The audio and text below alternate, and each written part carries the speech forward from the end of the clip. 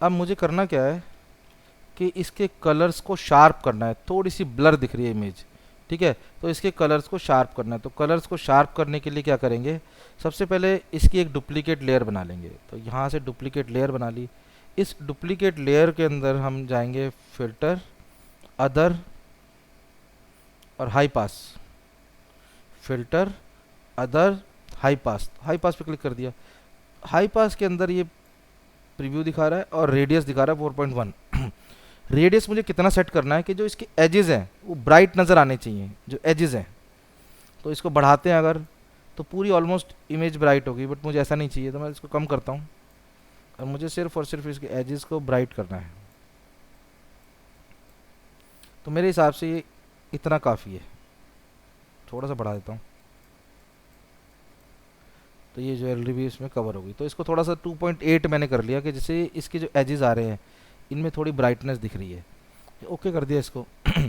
Okay करने के बाद आप क्या करोगे, इस लेयर का ब्लेंड मोड चेंज कर दोगे ओवरले।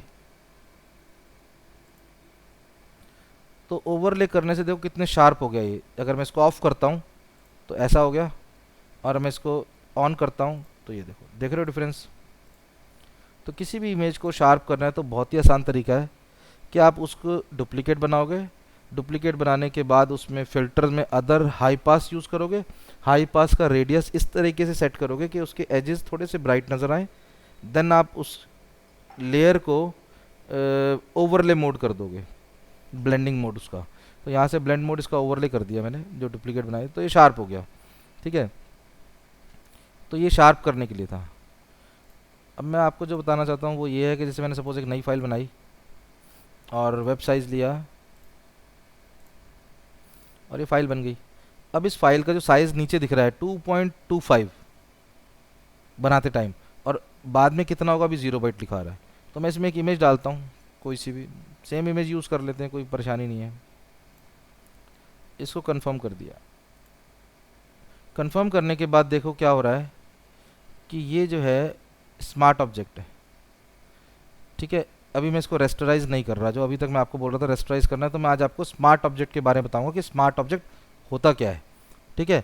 तो स्मार्ट ऑब्जेक्ट क्या होता है कि जब हमने किसी इमेज को डाला तो इसका फाइल का साइज़, इनिशियल फाइल साइज़ था 2.25, और अब इसमें इमेज डाल दी तो इसका आ गया 3 मेगाबाइट, ठीक है। अब मैं इसकी डुप्लीकेट लेयर बनाता हूँ। Control J is the shortcut key to make a duplicate layer. Duplicate बनाई तो 6 हो गया देखो, ठीक है। एक और डुप्लीकेट बनाता हूँ, कंट्रोल जे, तो देखो 9 हो गया। तो मतलब मैं जिस तरीके से इतनी सारी डुप्लीकेट्स बनाता चला जा रहा हूँ तो ये 45 तक पहुँच गया। और मैं क्या करता हूँ कि इन सबको सेलेक्ट किया शिफ्ट के साथ और कंट्रोल जी प्रेस करके ग्रुप बना दिया, तो एक पूरा ग्रुप बन गया। अभी भी 45 है। इस ग्रुप का भी डुप्लीकेट बनाने के लिए जो शॉर्टकट की है कंट्रोल जे ही है, तो कंट्रोल जे से क्लिक किया तो देखो ये अब 90 हो गया।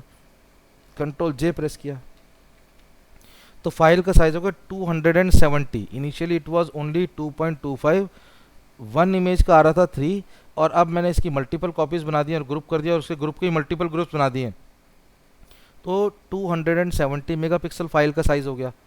और मैं इन सबको भी एक कॉमन ग्रुप बना देता हूँ। तो एक कॉमन ग्रुप बना दिया, एक ग्रुप है, ग्रुप के अंदर ग्रुप्स हैं, फिर उस ग्रुप में मल्टीपल इमेजेस हैं, तो इस तरीके से एक चेन बना दी। और ये फाइल का साइज़ हो चुका है 270 मेगापिक्सल। अब मैं इस फाइल का साइज़ रिड्यूस करना चाहता हूँ। तो स्मार्ट ऑब्जेक्ट क्या करता है, फाइल का साइज़ रिड्यूस करने में भी हमारी हेल्प करता है। कैसे, यहाँ राइट क्लिक किया और इसको कन्वर्ट टू स्मार्ट ऑब्जेक्ट कर दो। तो मैंने देखना साइज़ पे ध्यान देना, तो ये 270 लिखा आ रहा है और मैंने कन्वर्ट टू स्मार्ट ऑब्जेक्ट कर दिया। तो ये देखो अब साइज़ कितना आ रहा है, 3 मेगापिक्सल हो गया। जो 270 मेगापिक्सल था वो सिर्फ और सिर्फ 3 मेगापिक्सल हो गया। और ये नहीं कि उसने सारी की सारी इमेजेस को डिलीट कर दिया। अगर मैं डबल क्लिक करता हूँ इसको तो ये स्मार्ट ऑब्जेक्ट ओपन हो गया और यहाँ पर हमारे पास सारी चीज़ें एज इट इज़ हैं। तो आप देख सकते हो कि स्मार्ट ऑब्जेक्ट कितना यूज़फुल है। फाइल का साइज़ रिड्यूस करने के लिए भी हम स्मार्ट ऑब्जेक्ट यूज़ कर सकते हैं, ठीक है। ये इसका एक सबसे बड़ा एडवांटेज जो मेरी नज़र में है, ठीक है। अब मैं इसके और एडवांटेज बताता हूँ स्मार्ट ऑब्जेक्ट के। इतने ज़्यादा इसके एडवांटेज है कि कहने की हद नहीं है। तो जितने मुझे याद आते जाएंगे मैं सब बताता जाता हूँ, और आगे चल के कोर्स के दौरान तो पता चलता ही रहेगा आपको। सपोज़ को एक इमेज ले लिया, ठीक है, और इस इमेज को ओपन कर लिया। इस इमेज को ओपन करने के बाद ये कंफर्म कर दिया तो एक स्मार्ट ऑब्जेक्ट आ गया। इसी की एक डुप्लीकेट लेता हूँ, कंट्रोल जे, और इसको मैं ऑफ कर दिया, इसी को सेलेक्ट किया, इसे राइट क्लिक किया, रेस्टराइज कर दिया। अब ये स्मार्ट ऑब्जेक्ट नहीं है, ये स्मार्ट ऑब्जेक्ट है। तो मैं स्मार्ट ऑब्जेक्ट जो नहीं है उस पर जाता हूँ, सिलेक्शन बनाता हूँ, शो ट्रांसफॉर्म कंट्रोल, और मैं इसका साइज़ छोटा करता हूँ। जब हम किसी भी इमेज का फोटोशॉप में साइज़ छोटा करते हैं तो होता क्या है कि फोटोशॉप उसके पिक्सल्स कम कर देता है, ठीक है। और जब मैं उसका साइज़ फिर से बड़ा करूँगा,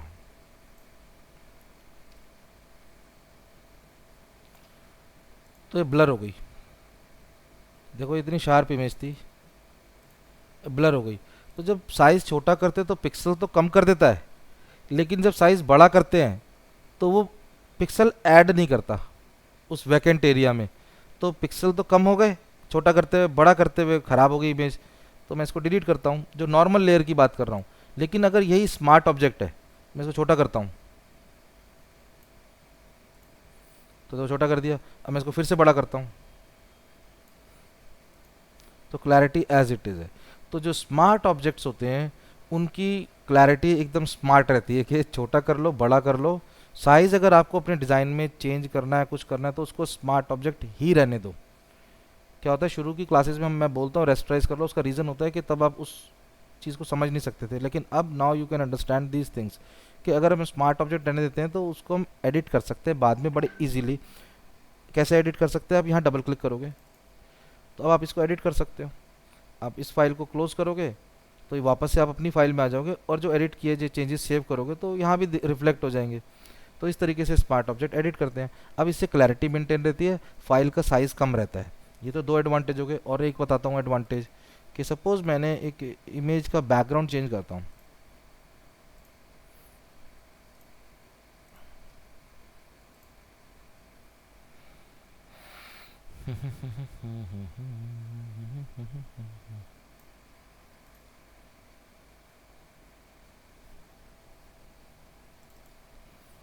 ये ट्री है।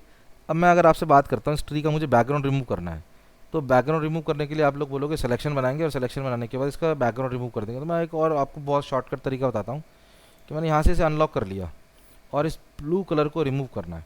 अगर मैं सिलेक्शन बनाता भी हूँ, सपोज़ मैंने क्विक सिलेक्शन से बनाया है इसको, और मैंने एक सिलेक्शन बना लिया, तो हुआ क्या कि अगर इसको थोड़ा जूम करता हूँ तो अब पता लग पाएगा आपको कि जो ये तो ग्रास निकल के आ रही है, ये बीच में फ्राई हो गई, देख रहे हो, ख़त्म हो गई सिलेक्शन में। तो हमें चाहिए एकदम परफेक्ट सिलेक्शन, एक एक घास बची रहे। तो उसके लिए हम जैसे सिंगल कलर सेलेक्ट करना है, तो हमारे पास एक और ऑप्शन होती है कि instead of using this quick selection, कि इसमें बहुत ज़्यादा ड्रैग करना पड़ेगा, और ड्रैग करने के बाद भी जो बीच में जो वैकेंट एरियाज़ हैं इनकी सिलेक्शन नहीं हो पाएगी, क्योंकि हम तो एक ही कंटिन्यूशन में सिलेक्शन बना रहे हैं।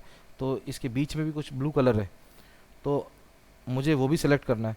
तो ऐसे केसेस में सेलेक्ट करने के लिए हम यूज़ करते हैं, सेलेक्ट मेन्यू के अंदर होता है colour range, select colour range. तो जब सेलेक्ट पे क्लिक किया और कलर रेंज पे क्लिक किया, तो ये कलर रेंज आ गई, और ये दिखा रहा है कि वाइट कलर जो है सिलेक्टेड है। फजीनेस को आप बढ़ा सकते हो, कम कर सकते हो, तो उसके अकॉर्डिंगली ये थोड़ा थोड़ा ग्रेन्स आ रहे हैं यहाँ। तो इसके अकॉर्डिंगली इतना बढ़ाना है कि जिससे वो ग्रेन्स ख़त्म हो जाए, तो आप इतना फजीनेस को इंक्रीज़ करोगे। ओरिजिनल इमेज भी देख सकते हो आप, और सिलेक्शन भी देख सकते हो। तो वाइट कलर जो है सिलेक्शन को रिप्रेजेंट कर रहा है। ओके किया, ओके करने के बाद भी सिलेक्शन उतना परफेक्ट नहीं आ रहा। अब ये ऊपर ऊपर से चला गया, इसके अंदर तक नहीं जा रहा डेप्थ में, तो इससे भी पर्पस सॉल्व नहीं हो रहा। तो हम कलर रेंज को भी हम हटाते हैं ऐसे ऐसे। अब मुझे एक ऐसा कोई तरीका होना चाहिए जिससे कि मैं इसका सिलेक्शन बना सकूं। तो सिलेक्शन बनाने के लिए मैं क्या करूँगा कि यहाँ डबल क्लिक करूँगा, और ब्लेंडिंग मोड्स आते हैं ये सब चीज़ें तो मैं आपको करा चुका हूँ, बेवल एंड एम्बोज, स्ट्रोक, ये सब चीज़ें। लेकिन अगर मैं आपसे बात करूँ कि इस पर डबल क्लिक करें या यहाँ से भी मैं ब्लेंडिंग मोड ऑप्शन ओपन करता हूँ, तो इसी डायलॉग बॉक्स के अंदर एक छोटी सी दो चीज़ें नीचे और हैं, ब्लेंड डिफ। तो ये नीचे दिस लेयर है और अंडरलाइन लेयर है।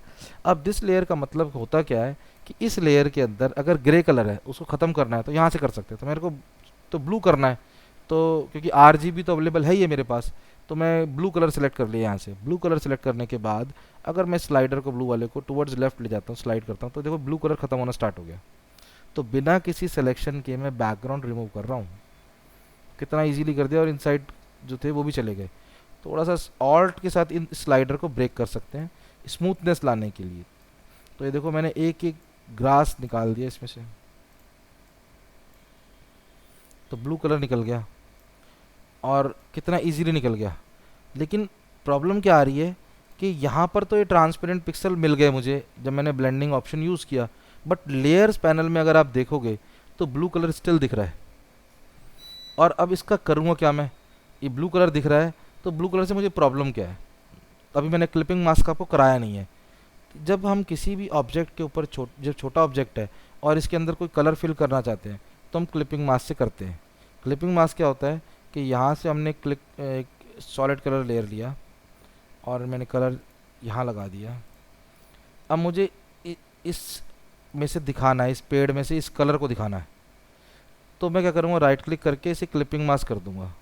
मैं आपको क्लिपिंग मास्क की अलग से क्लास कराऊंगा, मेरे को याद दिला देना, नेक्स्ट क्लास से मास्किंग शुरू करेंगे फिर से तो बताऊंगा। अब मैंने इसे राइट क्लिक करके क्लिपिंग मास्क कर तो दिया, बट कुछ भी नहीं दिख रहा, ट्रांसपेरेंट पिक्सल दिख रहा है, क्योंकि पूरी की पूरी लेयर एक ऑब्जेक्ट है। इसमें जो ट्री है यहाँ तो ये ब्लैंक दिख रहा है, बट शेप इतनी ही है ट्री जितनी, लेकिन लेयर्स पैनल में ट्री के साथ स्काई भी है। इसीलिए क्लिपिंग मास्क करने से क्या हो रहा है कि वो पूरे स्काई की वजह से वो पूरी शेप में नहीं दिख पा रहा। तो अब मुझे इसका स्काई अगर मैं विजिबल करना चाहता हूँ, मतलब यहाँ भी ट्रांसपेरेंट पिक्सल चाहिए, तो क्या करूँगा, इस पर राइट क्लिक करूँगा और इसे कर दूँगा कन्वर्ट टू स्मार्ट ऑब्जेक्ट। तो कन्वर्ट टू स्मार्ट ऑब्जेक्ट किया तो यहाँ भी ट्रांसपेरेंट पिक्सल आगे देखो, ठीक है। तो ये यहाँ भी ट्रांसपेरेंट पिक्सल आ गए। और अब अगर मैं इसको क्लिपिंग मास्क करता हूँ तो देखो कलर सिर्फ इसमें आ रहा है, ट्रांसपेरेंट में नहीं आ रहा, क्योंकि ये शेप कंसीडर कर रहा है इसको इतना, और ये कलर इसमें आ गया। लेयर यहाँ से अपना वो बंद करो ना माइक्रोफोन को, अपना माइक कमल बंद कर दो आप, ठीक है। तो अब यहाँ से मैंने क्या किया कि कलर दिख रहा है इसके अंदर से क्लिपिंग मास्क करने की वजह से, लेकिन कलर ओरिजिनल नहीं लग रहा। तो ओरिजिनल लगाने के लिए आप कुछ नहीं करना, ब्लेंडिंग मोड में एक ऑप्शन होती है कलर, कलर करने से वो कलर नीचे वाले ऑब्जेक्ट पे दिखने लग रहा है, ठीक है। ये सारी चीज़ें भी आपको आगे चल के जब मैं बहुत ज़्यादा यूज़ करूँगा तो क्लियर हो जाएंगे और ज़्यादा, लेकिन अभी सिर्फ स्मार्ट ऑब्जेक्ट के बारे में फोकस करो कि स्मार्ट ऑब्जेक्ट का यहाँ भी मुझे एडवांटेज मिल रहा है, ठीक है। तो अभी इसके बारे में ज़्यादा डिटेल में नहीं जाता, जब मैं कलर चेंज करना सिखाऊंगा ना, किसी भी ब्लैक एंड वाइट इमेज को कलर्ड में कन्वर्ट करेंगे, तब इसके बारे में, कलर के बारे में और अच्छे से एक्सप्लेन करूँगा, ठीक है। तो हम नेक्स्ट क्लास में कर लेंगे उस काम को, तो यही दोबारा कर लेंगे। लेकिन ये मैं समझाना चाह रहा था कि अगर हम ब्लेंडिंग मोड यूज़ करते हैं तो भी हम स्मार्ट ऑब्जेक्ट से हेल्प से यहाँ लेयर्स में भी ट्रांसपेरेंट पिक्सल्स ला सकते हैं, जो कि दिख रहे हैं यहाँ पर। तो ये भी एक स्मार्ट ऑब्जेक्ट का फ़ायदा है। स्मार्ट ऑब्जेक्ट का एक और फ़ायदा है, जैसे मैं कोई टेक्स्ट यूज़ करता हूँ,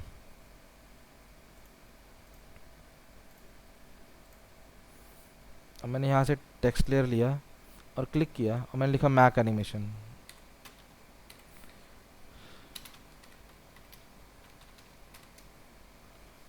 और इसको सिलेक्शन बना लिया, साइज़ इसका इंक्रीज़ किया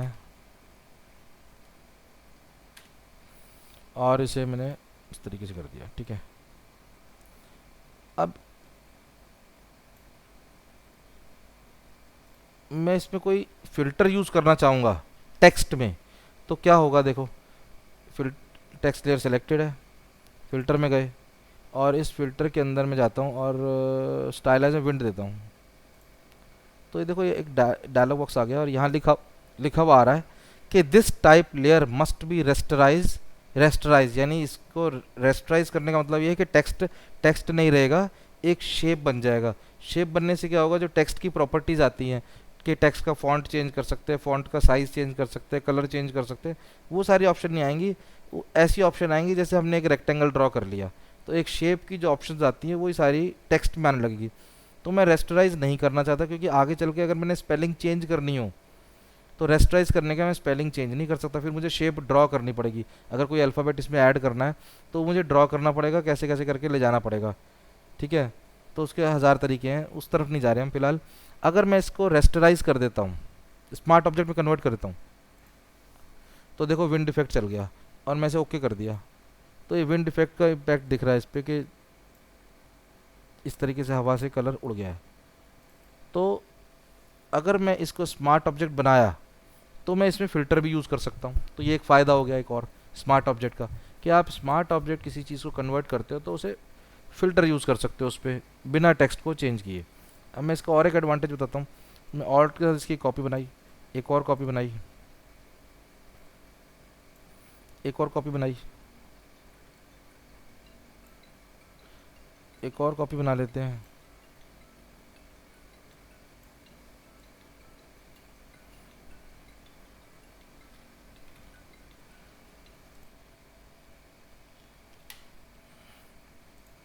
तो मैं बात कर रहा था कि मैंने कि टेक्स्ट लेयर लिया, टेक्स्ट के अंदर अगर फ़िल्टर यूज़ करता हूँ कोई, तो फ़िल्टर यूज़ करने से क्या होता है कि वो कहता है कि स्मार्ट ऑब्जेक्ट अगर है तो ये टेक्स्ट ही रहेगा और फिल्टर भी यूज़ कर सकते हैं। अगर ये स्मार्ट ऑब्जेक्ट नहीं है, इसको शेप में कन्वर्ट कर देगा रेस्टराइज करके, और फिर हम उसके अंदर टेक्स्ट की ऑप्शन यूज़ नहीं कर सकते। तो मैंने इतनी सारी ऑप्शन कॉपीज़ बना ली, मैं एक इसकी और कॉपीज़ बना लेता हूँ। ऑल्ट के साथ किसी भी चीज़ को ड्रैग करके उसकी मल्टीपल कॉपीज़ बना सकते हैं। तो मैंने इसकी खूब सारी कॉपीज़ बना ली। अब मैं यहाँ डबल क्लिक करता हूँ इस पर, तो ये सिंगल पेज पे ओपन हो गया। स्मार्ट ऑब्जेक्ट को एडिट करने का तरीका ये है कि आप स्मार्ट ऑब्जेक्ट वाले आइकन पर डबल क्लिक करोगे तो एक नई फाइल खुल जाएगी कि ये तो फाइल है ही है, साथ में एक और नई फाइल खुल जाएगी। अब यहाँ पर मैं इसमें कुछ चेंजेस करना चाहता हूँ। लेट से मैंने कलर चेंज कर दिया, रेड कर दिया, ठीक है। मैं इसमें जाता हूँ इमेज में इसको मैं एडिट में ट्रांसफॉर्म में वार्प यूज़ कर लेता हूँ, और मैं यहाँ से कर दिया आर्क, कंफर्म कर दिया, तो ये आर्क बन गया। अब आर्क बनने के बाद हुआ क्या कि अगर ट्रांसफॉर्म कंट्रोल दिखाऊं तो आपको पता लगेगा कि ये जो लेयर है कैनवस साइज़, ये इसे बोलते हैं कैनवस। तो जो मेरा कंटेंट है वो कैनवस से छोटा है, मतलब कैनवस छोटा है, कंटेंट बड़ा है। अब मुझे कैनवस को बड़ा करना है कंटेंट के साइज़ का, तो कैसे करेंगे? एक ऑप्शन होता है कि आप सी प्रेस करोगे, क्रॉप टूल, और आप उससे ले सकते हो क्रॉप टूल सबसे ऊपर वाला, और यहाँ से आप इसको बड़ा कर सकते हो कैनवस को, ठीक है। दूसरा तरीका क्या होता है, उसी प्रेस करने से कट ही गया वो, क्योंकि स्लाइस टूल ले रखा था। तो मैं इसको फिर से सेलेक्ट करता हूँ और इसे करते हैं वार्प, और यहाँ से कर दिया आर्क, तो ये आ रहा है, ठीक है। इसे कंफर्म भी कर दिया, ऐसा बंद तो गया। मुझे इसको चाहिए अंदर वापस से, तो उसके लिए क्या होता है कि आप जाओगे इमेज, इमेज में ऑप्शन होती है रिवील ऑल।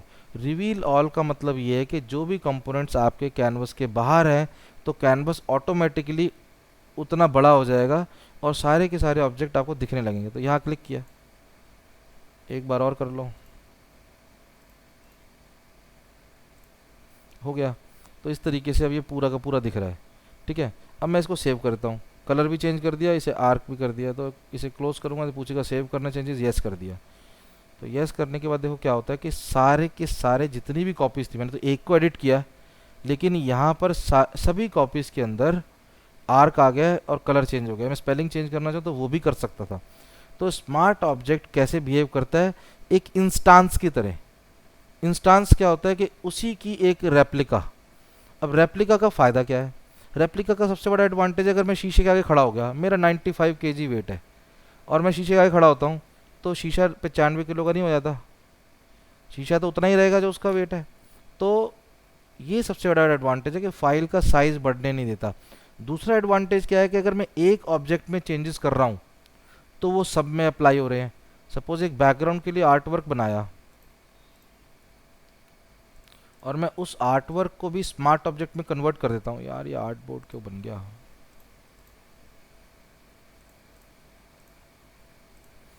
अब मैं यहाँ एक फ्लावर बना लेते हैं, ऐसे जैसे रोटेट टूल से बनाया है अभी तक, ये बनाया है इसको, और इसमें कलर फिल कर दिया, तो कोई भी कर देते हैं, रेड कर दिया, और इसकी ओपेसिटी रिड्यूस कर दी लेयर्स पैनल से। मूव टूल लिया और इसको ड्रैग करके सेंटर पॉइंट को यहाँ ले गया और इसे रोटेट भी कर दिया, 30 डिग्री करूँगा।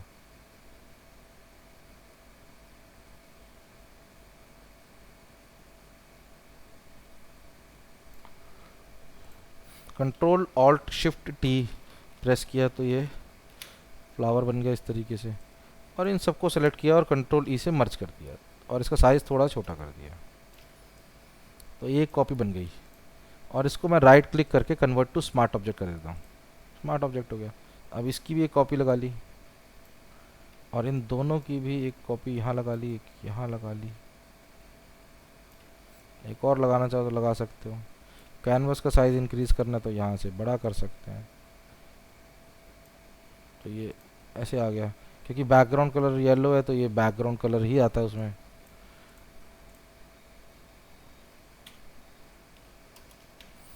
अब मैं क्या करूँगा कि एक को पकड़ता हूँ, डबल क्लिक करता हूँ और इसका कलर चेंज करते हैं। तो कलर चेंज करने के लिए कंट्रोल यू मैंने आपको बता रखा है, कलराइज पे गए और यहाँ से ब्लू कर दिया इसको।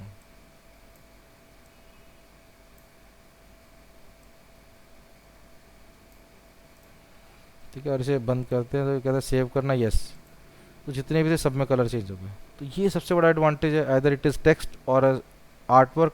तो दोनों चीज़ों को हम अगर एक जगह चेंज करते हैं तो वो स्मार्ट ऑब्जेक्ट होने की वजह से सब में चेंजेस होते हैं। तो ये भी एक इसका सबसे बड़ा एडवांटेज है कि फ़ाइल साइज़ छोटा रखता है, एक में चेंजेस करोगे तो सब में चेंजेस होंगे। ठीक है, आप फिल्टर्स यूज़ कर सकते हो टेक्स्ट पे, और आप स्मार्ट ऑब्जेक्ट से ट्रांसपेरेंसी को भी कर सकते हो। आप स्मार्ट ऑब्जेक्ट की हेल्प से क्लैरिटी मेंटेन कर सकते हो अगर आप छोटा बड़ा कर रहे हो इमेज के साइज़ को। ठीक है, ये सारी चीज़ें मैं आगे आगे आप लोगों को कि स्मार्ट ऑब्जेक्ट कितना यूज़फुल चीज़ है। ठीक है, और कैसे किसी इमेज को क्लियर करना है उसके लिए मैंने बताया फिल्टर के अंदर जाने का, उसकी डुप्लीकेट लेयर बना के अदर हाई पास, वो भी आप लोग समझ में आ गया। हम कर्व्स से कैसे कलर बैलेंस करते हैं और कैसे वाइट कलर को एनहांस करते हैं। ठीक है, तो ये सारी चीज़ें मैंने आपको बता दी, काफ़ी सारी चीज़ हो गई हैं। तो आप इन सब की प्रैक्टिस करनी है अभी, और एक फ़ाइल